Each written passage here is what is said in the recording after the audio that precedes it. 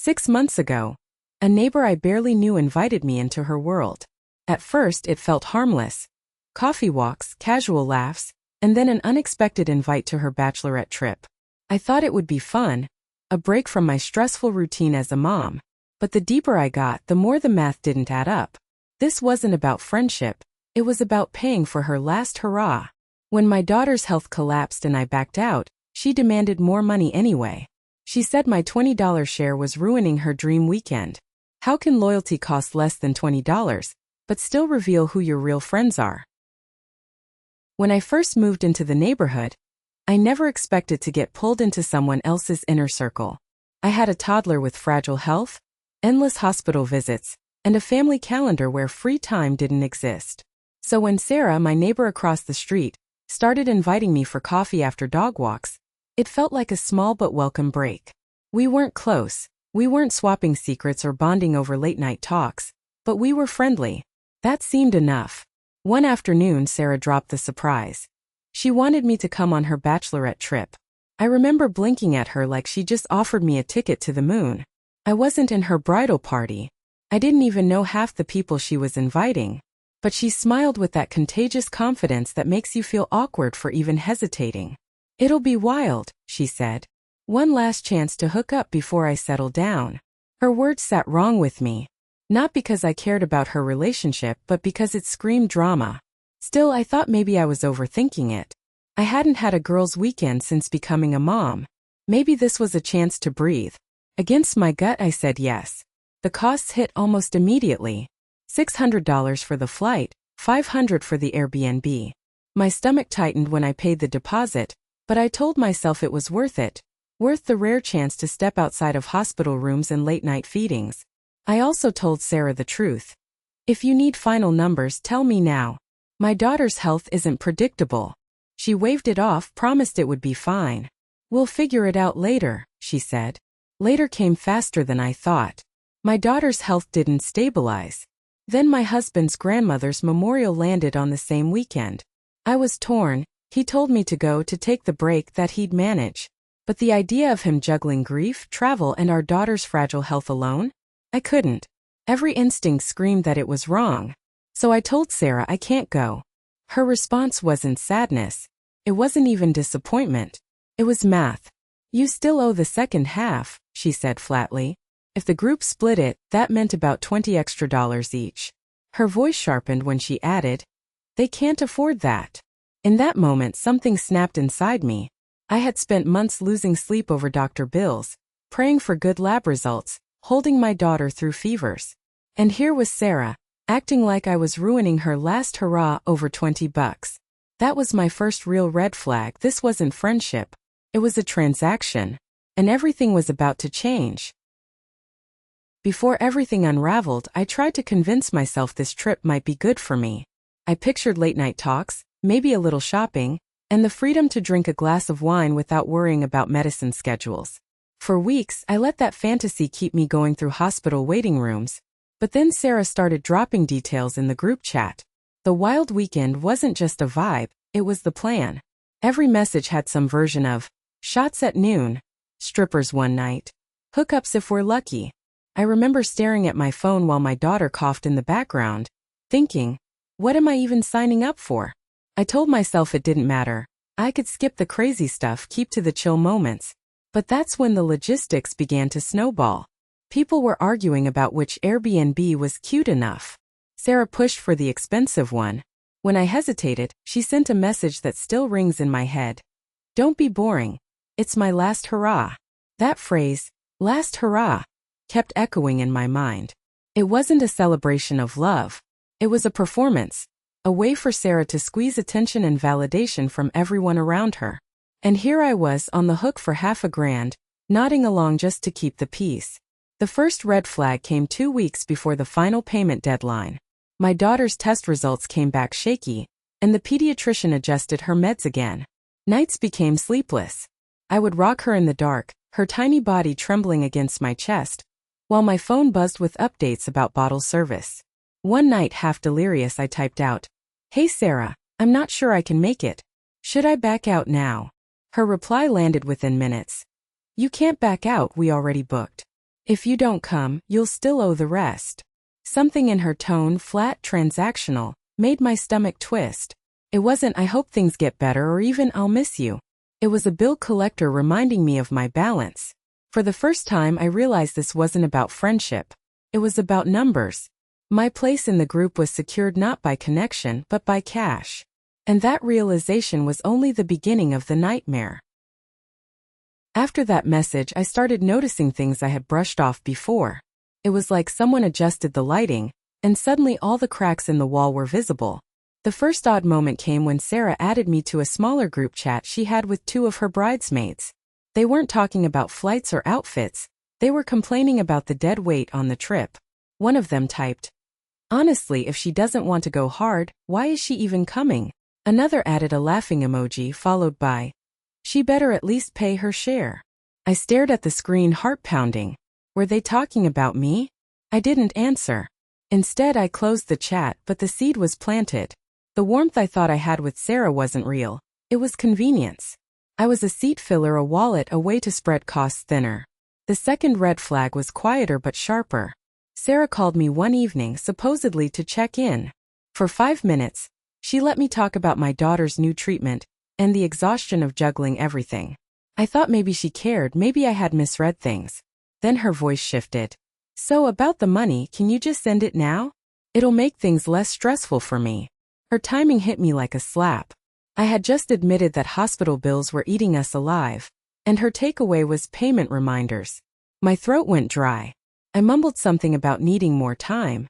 She sighed loud enough to sting and said, "I'm trying to be understanding, but this trip is important.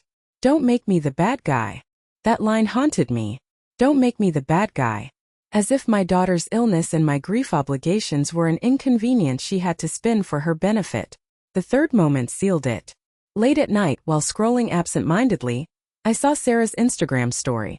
A screenshot of the Airbnb invoice with the caption, "Can't wait for the best weekend ever. Just hope everyone pulls their weight." My chest burned. The wink emoji wasn't random. It was directed at me. She was already painting me as the unreliable one, the weak link. I lay in bed, staring at the ceiling, wondering how I had ended up here. I thought I had joined a friend group. Instead, I was a liability to be managed, gossiped about, and publicly shamed. And I had no idea just how far Sarah would go to protect her perfect weekend. The turning point came one night when my phone buzzed with a notification I wasn't supposed to see. It was a forwarded screenshot from another mom in the neighborhood. She wasn't even close to Sarah, but she knew I was on that trip list and thought I should know what was being said. The image stopped my breath.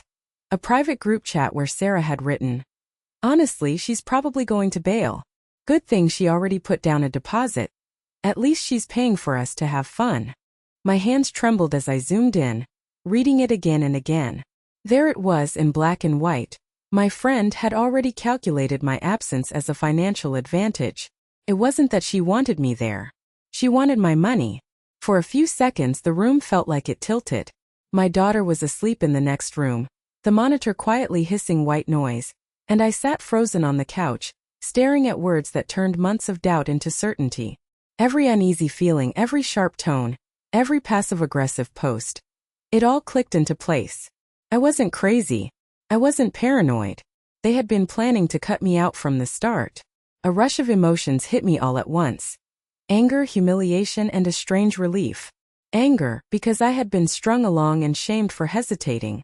Humiliation, because I had allowed myself to ignore my gut just to feel included. And relief, because finally the truth was undeniable. I wanted to confront Sarah right then. My thumbs hovered over the keyboard, ready to fire off something raw and scathing. But another thought held me back. If she was willing to talk about me like this behind closed doors, what would she do if I went public in the group? Would she twist it, play the victim, and make me the villain? Instead, I saved the screenshot. Multiple times. Sent it to my husband, to a close friend, even emailed it to myself. Evidence, solid, unshakable proof. The worst part? Just hours earlier, Sarah had messaged me privately, writing, "I get that things are hard for you. Don't worry. I'll explain it to the others so they don't judge you." The hypocrisy nearly made me laugh. She wasn't protecting me. She was protecting her own story. And for the first time I realized this wasn't just about $20. It was about respect, dignity, and the brutal clarity of who actually stood beside me, and who never did. But if I thought the betrayal ended there, I was wrong. Things were about to get much uglier. The next blow landed faster than I expected. 2 days after I discovered the screenshot, Sarah dropped a message into the main group chat.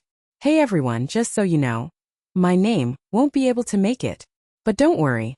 She understands she still owes her share, so the math won't change for us." I froze. My heart pounded so loud I could barely read the words again. She had spoken for me, lied actually, without giving me a chance to explain. Suddenly, 20 women I barely knew believed I had agreed to pay for a trip I wouldn't attend.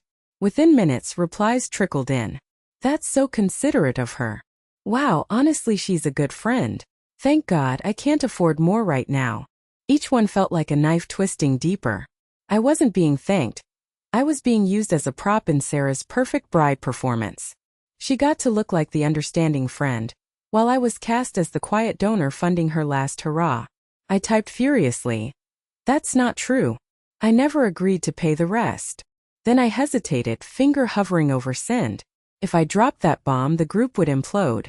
Strangers would see me as the villain, the mom who ruined the Bachelorette trip. Sarah must have sensed my hesitation, because a private message from her arrived seconds later. "Don't make this harder than it needs to be. Just pay it. Everyone already thinks you agreed. If you back out now, you'll look terrible." That line chilled me. It wasn't even subtle anymore. It was blackmail by reputation. She wasn't just asking for money. She was leveraging shame, using the court of public opinion to box me in. And the worst part? It was working. For an entire evening I sat paralyzed, wondering if it was easier to just swallow the loss, send the money, and keep my name clean. My husband noticed me staring blankly at my phone and asked what was wrong. When I showed him the messages, his face darkened. "This isn't friendship," he said firmly. "This is extortion. And you're not paying another dime." Hearing it out loud made my chest unclench. Still, the war wasn't over. If Sarah had already painted me as the responsible one covering costs, what would happen when I refused to play along? I was about to find out, because she wasn't going to let me slip away quietly. After my husband's words sank in, I decided I needed to take control of the story before Sarah twisted it any further. So I messaged her directly. "Look, I'm sorry this turned into drama. I won't be able to come on the trip, and I'm not paying the rest. I already paid the deposit, and that's fair. Please just explain that to the group." For a moment I thought she might accept it. She didn't respond right away, and I felt a wave of fragile relief. Maybe she'd realized that squeezing a mom with medical bills for $20 wasn't worth the image she was trying to protect. The next morning, my phone pinged with a long text from her. "I get that you're under stress. I'm trying to be empathetic. But this trip is supposed to be fun for me. I don't want to dump more money on my friends. Please, if you respect me at all, just do this one thing. After everything I've done to include you, it feels like you're abandoning me." Reading those words, I almost laughed. After everything I've done to include you? She made it sound like she had bestowed a grand honor, not invited me to bankroll her weekend. But guilt is a heavy chain, and I felt its pull. Maybe if I just explained myself clearly like a rational adult, it would settle things. So I drafted a message to the group. I kept it short, polite, almost apologetic. "Hi everyone. I won't be able to join the trip after all due to family circumstances. I already paid my deposit, but I won't be covering the rest. I hope you all have a wonderful time celebrating." I hit send and set the phone down, exhaling for what felt like the first time in days. Finally, it was out. Finally, the wait was off. But the peace lasted less than an hour. When I checked back, the chat had exploded. Messages piled up like wildfire. "Wait, I thought you agreed? So now we all have to cover more? Why would you back out this late?" And then Sarah chimed in, her words dripping with fake patience. "I told her we'd all be disappointed, but she made her choice. Let's try to stay positive for the rest of us." It was a masterclass in manipulation, painting herself as the reasonable bride, while casting me as the selfish outsider. My attempt at peace had backfired spectacularly. And now I wasn't just clashing with Sarah. I was up against the entire group. The group chat had turned into a firing squad, and I was the target. Every time I tried to explain, another message would come in, cutting me off, twisting my words. Why did you even say yes in the first place if you weren't sure? One girl snapped. Some of us are scraping by to make this work.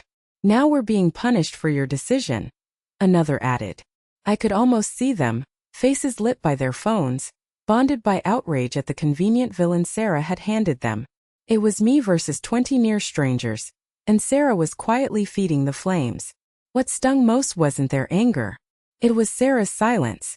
She wasn't defending me, wasn't admitting I'd paid the deposit, wasn't reminding them that I had been upfront about my daughter's health from the start. She just let the storm rage.